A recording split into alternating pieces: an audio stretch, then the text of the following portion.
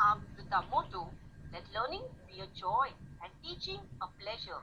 Here we are with a remote teaching and learning process to bridge the gap. Happy learning, students. Hello students, today we are going to study Exogenetic Process Part 1, Standard 9. In the previous lesson, we have studied with Exogenetic Process Part 1, that is Mechanical Weathering. Today, we are going to study with Chemical Weathering.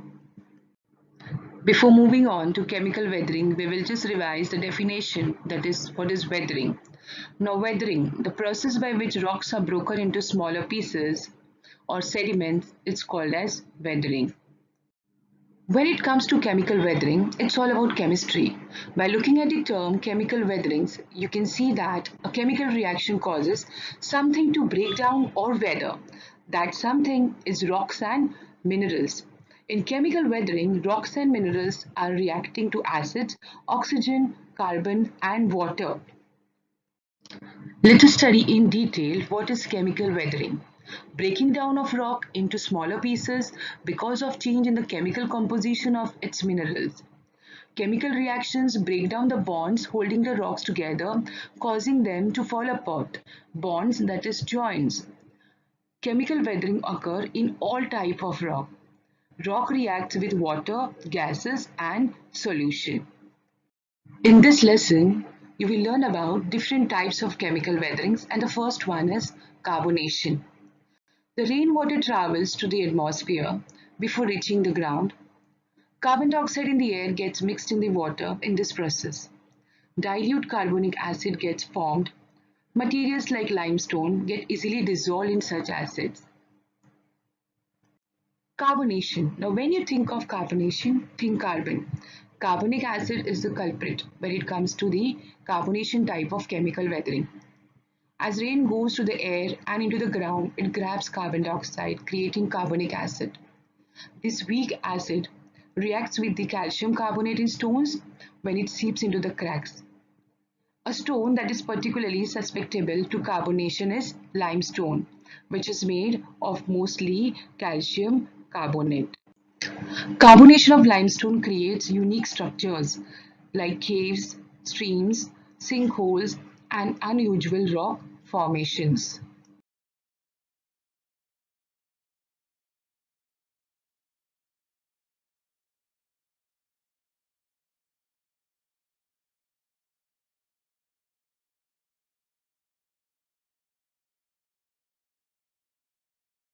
Chemical weathering is solution. Water is the most important agent of chemical weathering. Now, solution occurs when minerals in the rock dissolve directly into water. Solution most commonly occurs on rock containing carbonates such as limestone, but may also affect rocks with large amount of halite or rock salt. As we know, chemical weathering occurs when water dissolves minerals in a rock producing new compounds. Now in the given figure, we can see the picture of stalactites and stalagmites. What is stalactites and stalagmites? As the water containing salts move through limestone area, it trickles to the cave ceiling. Part of the trickling water gets evaporated and the salts get accumulated along the ceiling surface and on the floor. As this process continues, the accumulation along the ceiling and on the floor grow, and this give rise to columns. So we can see columns in the figure. The column that is growing from the ceiling downward is called stalactite, while the one that grows from the ground upward is called as stalagmites. So such forms can be seen in Bora caves in Andhra Pradesh and Kannur near Paner in Ahmednagar district. The next type of chemical weathering is oxidation. Now this process occurs in rocks which have iron present in them. The iron in the rock comes in contact with water and chemical reaction takes place between iron and oxygen. Hence a reddish color layer forms on the rock and that is called rust. This is one more example of oxidation. We can see that the rock is rusted.